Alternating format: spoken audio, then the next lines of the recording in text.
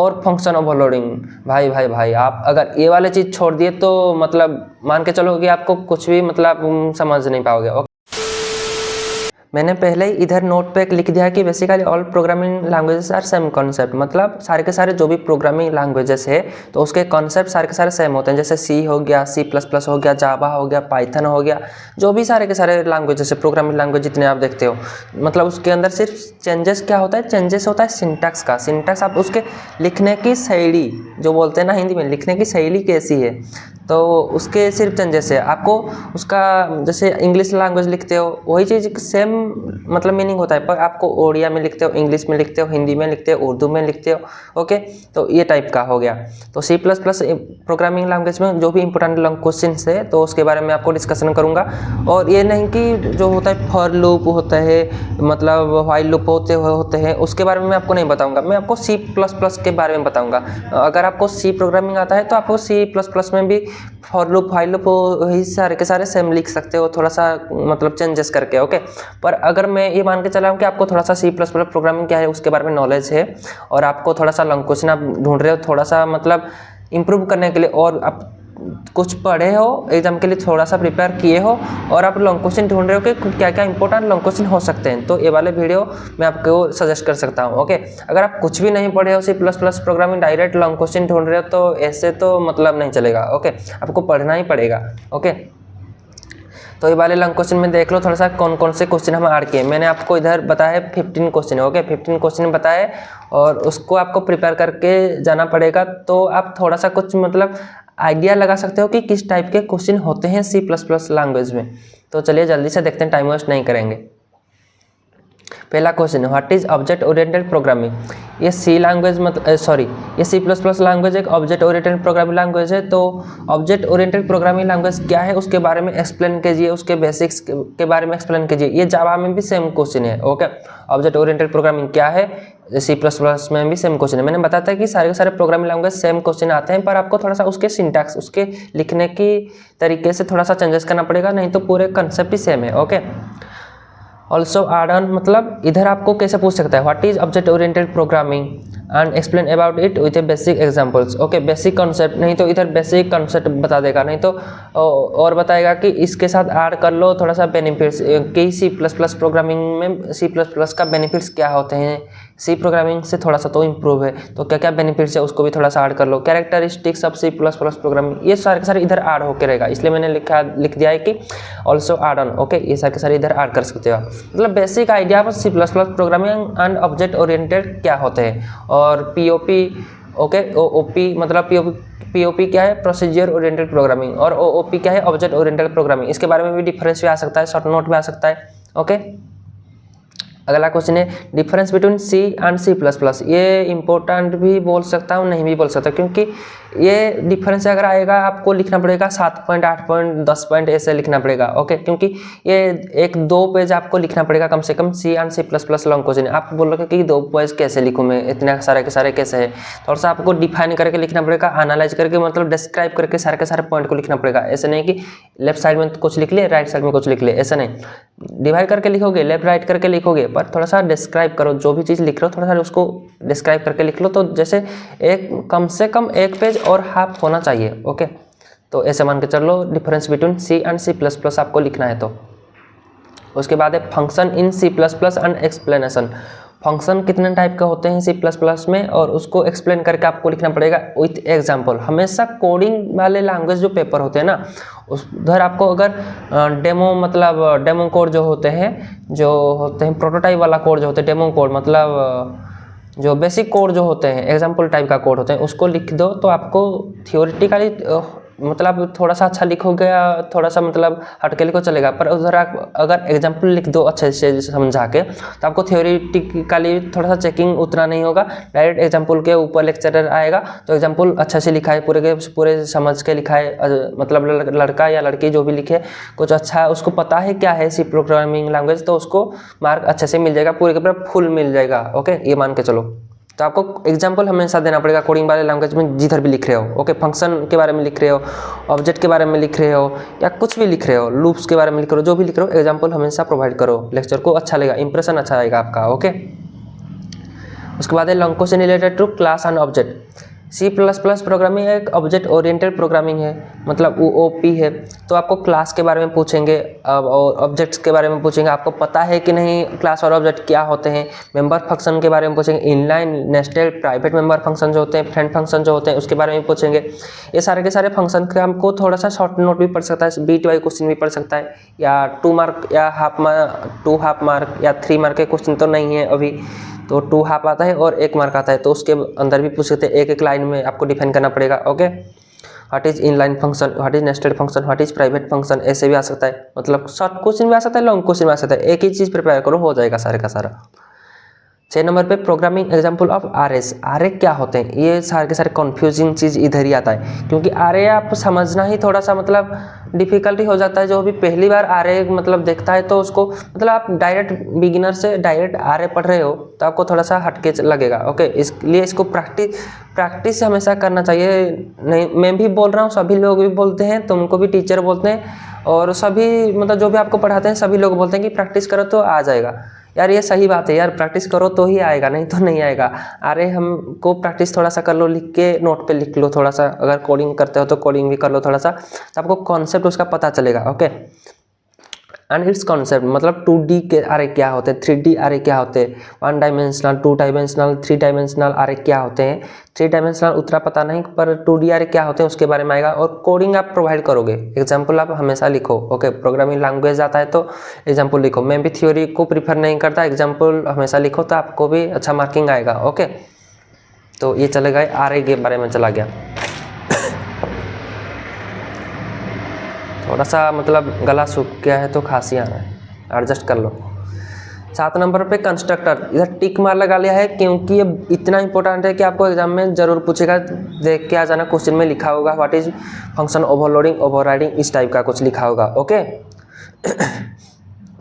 तो constructor and destructor, constructor के बारे में अगर आपके सिलेबस में है नहीं, आपके सिलेबस में जरूर होगा, C++ में जरूर होगा। कंस्ट्रक्टर क्या है, डिस्ट्रक्टर क्या है, और उसके टाइप्स क्या है, इधर मैंने लिख लिया है। There types plus example code plus structure. Structure मतलब जो बेसिक एग्जाम्पल कोडिंग के होते हैं, बेसिक स्ट्रक्चर जो होते हैं कोडिंग का, उसको बोलते हैं structure. Okay, and other definition मतलब इसके अंदर के अंदर सारे के सारे डेफिनेशन आप देख लेना, आपके सिलेबस में लिखा होगा कंस्ट्रक्टर, उधर सेमीकलन देके थोड़ा सा कुछ उसका मतलब उसके मोबाइल हिल रहा है, मोबाइल पे मैं वीडियो बना रहा हूँ तो मोबाइल हिल रहा है। चलो, तो उसके अंदर के अंदर थोड़ा सा मतलब डिफाइन करके लिखा होगा कि कंस्ट्रक्टर के अंदर और क्या आते हैं और क्या आते हैं, वो चाहे सारे के सारे शॉर्ट नोट आ सकते हैं। और डायरेक्ट पूछ लेगा what is constructor and destructor, explain it with example and code, या ऐसा कुछ पूछेगा तो उसको इम्पोर्टेंट थोड़ा सा देख के जाना। ओके, और फंक्शन ओवरलोडिंग, भाई आप अगर ये वाले चीज़ छोड़ दिए तो मतलब मान के चलो कि आपको कुछ भी मतलब समझ नहीं पाओगे। ओके, क्योंकि ये वाले लॉन्ग क्वेश्चन बहुत इंपॉर्टेंट है, हमेशा एग्जाम में आता है, आपको हमेशा ही पूछा जाएगा। ये वाले चीज़ को एग्जाम्पल दे के लिख लेना अच्छे से, 7 मार्क, 6 मार्क, 10 मार्क, जो भी आपका होगा 5 मार्क, आपको पूरे के पूरे मार्क मिल जाएगा। ओके, तो इधर कोडिंग थोड़ा सा कर लेना, बेसिक जो स्ट्रक्चर होता है एग्जाम्पल का, बेसिक एग्जाम्पल जिसको बोलते हैं छोटा सा, उसको थोड़ा सा प्रिपेयर करके जाना, लिख लेना, आपको मार्क मिलेगा। और ये काफ़ी आसानी सा है फंक्शन ओवरलोडिंग, क्योंकि ये फंक्शन ओवरलोडिंग आसान है पर ये इम्पोर्टेंट है, इसलिए आपको ये पढ़ना पड़ेगा। ओके, और होता है operator overloading, function overloading, overriding, operator overloading, ये सारे के सारे जो चीज़ है ये जावा के अंदर भी आता है। और ये C++ क्योंकि ऑब्जेक्ट ओरिएंटेड प्रोग्रामिंग है ना, तो C++ में फंक्शन ओवरलोडिंग बहुत इंपॉर्टेंट है। आपको तो मैं कितनी बार ये देखो बोल रहा हूँ, तो इसको थोड़ा सा प्रिपेयर करके जाओ। Okay, what is inheritance and explain there types with coding examples. Coding example क्यों लिखा, क्योंकि कुछ भी आप प्रोग्रामिंग लैंग्वेज वो लिखो या जो भी करो, कोडिंग हमेशा इंपॉर्टेंट है। ओके, ये मैं बोल रहा हूँ, आप जो भी लेवल पे पढ़ रहे हो कोडिंग का एग्जाम्पल दोगे तो आपको मार्क मिलेगा, नहीं तो पता नहीं मार्क दे सकते हैं या नहीं, पर इम्प्रेसिव मार्क नहीं मिलेगा अगर एग्जाम्पल नहीं दिए हो। ओके, तो इसको भी इंपॉर्टेंट मैंने लिखा है, क्योंकि इनहेरिटेंस क्या है, ऑब्जेक्ट ओरिएंटिंग का मीनिंग है इनहेरिटेंस, क्लास प्रोग्राम। ओके, तो क्लास प्रोग्राम के बारे में देखो, इनहेरिटेंस के बारे में देखो और उसके बारे में पढ़ के जाओ, लिख लो, क्योंकि इनहेरिटेंस के अंदर काफ़ी सारे इनहेरिटेंस है, मल्टीपल, मल्टी लेवल, इस टाइप के जो होते हैं डायग्राम बना के आते हैं, और उसके टाइप्स के बारे में लिखना है। फिर ये तो बहुत ही लॉन्ग क्वेश्चन है, मुझे ही पता है, पर आपको इधर मार्किंग अच्छे से मिल जाएगा भाई, इनहेरिटेंस आप लिखोगे तो। ओके, और उसके बाद आता है what is polymorphism. Polymorphism unexplained its types. Polymorphism मतलब है फंक्शन ओवरलोडिंग, ओवरराइडिंग, ये वाले चीज़ जो होते हैं इसको बोलते हैं पॉलीमॉर्फिज्म। ओके, तो डायरेक्ट अगर पूछेगा कि what is polymorphism unexplained its types, तो आपको इन दोनों के ओवरलोडिंग, ऑपरेटर ओवरलोडिंग,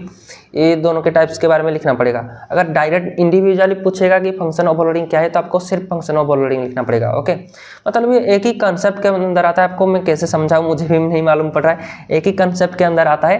तो आपको मतलब सिक्वेंशियली उसके बाद क्या है, उसके बाद क्या है, थोड़ा सा प्रिपेयर करके जाना पड़ेगा। ओके, क्योंकि फंक्शन क्या है तो आप पूरे के पूरे फंक्शन के ऊपर पढ़ोगे, और पॉलीमॉर्फिज्म क्या है तो उसके टाइप्स के बारे में पूरे के पूरे पढ़ोगे, तो वो कुछ ही पूछ सकता है मतलब लॉन्ग क्वेश्चन पे। Okay, explain about virtual base class.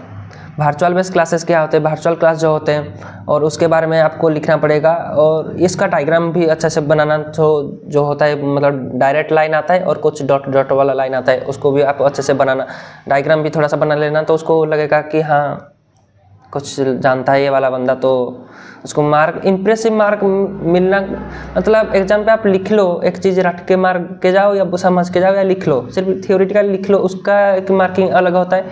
अगर मैं एक टीचर होऊंगा ना, मतलब मैं टीचर बनूंगा फ्यूचर में, अगर कभी भी बन गया टीचर, तो मेरा मार्किंग कैसा रहेगा मैं आपको अभी बता रहा हूँ। ओके, एक बंदा अगर सिर्फ पूरा अच्छे से लिखे हो, जितना भी सुंदर अक्षर करके लिखे हो, अच्छे से लिखे हो, तो थियोरिटिकल लिख लेगा, उसका मार्किंग अलग आएगा। ओके, और एक बंदा ठीक ठाक से लिखे हो, इतना भी पूरे के पूरे राइटिंग, हैंड राइटिंग ठीक ठाक सा भी है, पढ़ सकते हैं अच्छे से, पर अच्छे से भी समझ के लिखा है मन में, पर एग्जाम्पल के तौर पे डायग्राम बनाया होगा, उसका प्रोग्रामिंग कोडिंग का स्ट्रक्चर बनाया होगा, और थोड़ा सा लिखा होगा, थोड़ा सा भी थ्योरी लिखा हो, तो मैं उसको ज़्यादा मार्किंग दे दूंगा, क्योंकि उसको पता है चीज़ कैसे लिखते हैं, कि उसको पूरे का पूरा स्ट्रक्चर पता है, C++ प्रोग्रामिंग क्या है उसको पता है। और डायरेक्ट थ्योरी लिखोगे, आपको पता भी है, अगर आप लिखना नहीं जानते एक चीज़, तो आपको मतलब मार्किंग नहीं मिलेगा, इंप्रेसिव मार्किंग जो बोलते हैं नहीं मिल सकता। ओके, तो इसीलिए मैं हमेशा बोलता हूँ कोडिंग के लैंग्वेज पेपर में कोडिंग ही इंपॉर्टेंट है, आपको डायग्राम इंपॉर्टेंट है, कोडिंग इंपॉर्टेंट है। क्यों बोलता हूँ, इसीलिए ही बोलता हूँ क्योंकि टीचर के मार्किंग मतलब डायरेक्ट आपके उसका आई का फोकस आप जाएगा कोडिंग के ऊपर या आपका डायग्राम के ऊपर, और थ्योरी पे नहीं जाएगा, तो आप उधर ही अच्छे से समझा सकते हो, तो थ्योरी भी कुछ नहीं है। ओके, आप उधर से ही थ्योरी शिफ्ट करके लिख सकते हैं। Explain about virtual base classes. Explain about dynamic allocation operator, new और डिलीट, ये दो चीज़ मतलब अभी आ रहे हो आपके सिलेबस में, अगर नहीं है तो इसको स्किप कर देना, अगर है तो थोड़ा सा पढ़ के जाना, शॉर्ट नोट पे आ सकता है। ओके, फाइल हैंडलिंग, ये बहुत ही इंपॉर्टेंट है। फाइल हैंडलिंग, फाइल को कैसे ओपन करोगे, कैसे राइट करोगे, कैसे रीड करोगे, कैसे क्लोज करोगे, बता दिया आपको मैं ये 4 टाइप। और भी अगर आपको कुछ फाइल टाइप के बारे में कुछ पूछा हो तो भी देख लेना, आपके सिलेबस में देख लेना, जो टाइप दिए गए हैं उसके हिसाब से पढ़ के जाना। ओके, फाइल हैंडलिंग बहुत ही इंपॉर्टेंट लॉन्ग क्वेश्चन है, यूनिट 4 में शायद आता है, ये सभी का लास्ट में आता है। How to handle errors in C++, अगर आपके C++ प्रोग्रामिंग में कोड में कुछ एरर आ गए तो एरर हैंडलिंग कैसे करोगे। ओके, ये वाली चीज़ है C++ के ऑब्जेक्ट ओरिएंटेड प्रोग्रामिंग लैंग्वेज में आप एरर हैंडलिंग कैसे करोगे। ये 3 मार्क आ सकता है, लॉन्ग क्वेश्चन पता नहीं मेरे को, पर 3 मार्क आ सकता है। इसका थोड़ा सा थियोरिटिकल भी है और कोडिंग का एग्जाम्पल भी है। कॉमन लाइन आर्गूमेंट क्या है, ये शॉर्ट नोट भी आ सकता है। और इधर मैं प्लस करके लिख लिया हूँ अन इम्पोर्टेंट प्रोग्राम्स, क्योंकि जो भी आप C प्रोग्रामिंग पढ़े हो, अगर C प्रोग्रामिंग पढ़े हो उसके बाद तो C++ पढ़ोगे, या जो भी आप प्रोग्रामिंग लैंग्वेज पढ़े हो कुछ भी, तो उधर भी आप प्रोग्राम करे होगे, एडिशन ऑफ 2 नंबर करे हो तो होगे, इसको तो आया ही होगा एडिशन ऑफ 2 नंबर जो होते हैं। ओके, और जो आते हैं कि कैसे प्राइम नंबर बनाओगे, कैसे आर्मस्ट्रांग नंबर फाइंड करोगे, और कैसे प्रिंट करोगे 1 to 100, जो भी सारे के सारे प्रोग्रामिंग लैंग्वेज है, मतलब प्रोग्राम है, बेसिक प्रोग्राम है। ओके, इवन ऑड नंबर जो होते हैं चेकिंग करोगे, तो सारे के सारे प्रोग्राम थोड़ा सा प्रिपेयर करके जाना, क्योंकि सभी आपको कोई टीचर नहीं बोलेगा कि भाई साहब आपको प्रोग्रामिंग भी पढ़ के जाना है, ये बोलने वाली चीज़ नहीं है। आप प्रोग्रामिंग लैंग्वेज पेपर पढ़ रहे हो तो आपको प्रोग्रामिंग कुछ तो पढ़ के जाना पड़ेगा, मतलब बेसिक प्रोग्राम जो आते हैं। ओके, तो अगर आप पढ़ना चाहते हो प्रोग्रामिंग लैंग्वेज, तो मैंने C प्रोग्रामिंग का कुछ प्लेलिस्ट बनाया है और बेसिक C प्रोग्रामिंग भी उधर डाला है। जितने भी प्रोग्रामिंग C++ या जावा या C के हो सकते हैं, मैं उधर भी बनाऊंगा और ही प्लेलिस्ट बनाऊंगा, तो अगर चाहो तो आप उस वाले वीडियो भी देख सकते हो। ओके, तो आपको अभी C++ का क्वेश्चन मैंने डिस्कस कर दिया है, और भी आगे जावा के आएंगे और भी जावा के बाद उसके बाद मतलब नेटवर्किंग आएंगे, सारे के सारे टॉपिक के इंपॉर्टेंट लॉन्ग क्वेश्चन आएंगे। तो आपको ये वाले प्लेलिस्ट को सेव कर लेना है, जब भी मैं वीडियो डालूँ आपको पता चलेगा, नोटिफिकेशन ऑन कर लो इसलिए, और सब्सक्राइब भी कर लेना। ओके, और सबसे इम्पोर्टेंट वाली बात, नीचे कमेंट करके जाना कि आपको ये वाले वीडियो से कुछ हेल्पफुल मिला या नहीं तो मुझे कैसे पता चलेगा कि आप वीडियो देख के थोड़ा सा आपको मतलब हेल्प हुआ है कि नहीं, ये वाला चीज़ कमेंट कर देना आपको वीडियो कैसा लगा। ओके, तो मुझे ही मोटिवेशन मिलेगा, तो मैं नेक्स्ट वीडियो आपके लिए बनाऊंगा। ओके, आज के लिए बस इतना ही। Thank you.